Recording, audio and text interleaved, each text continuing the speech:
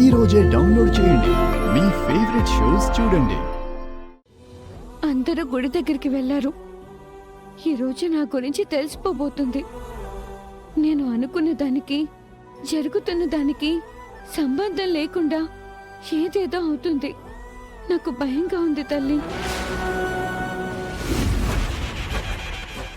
నా సంకల్పం మంచిదని నువ్వనుకుంటున్నావు కాబట్టి ఈ సమస్య నుంచి నువ్వే నన్ను గట్టెక్కించాలి.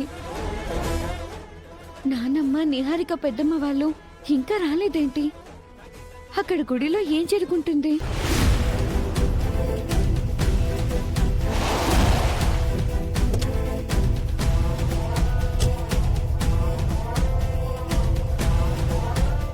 అనుమానమే లేదు, నా గురించి తెలిసిపోయింది.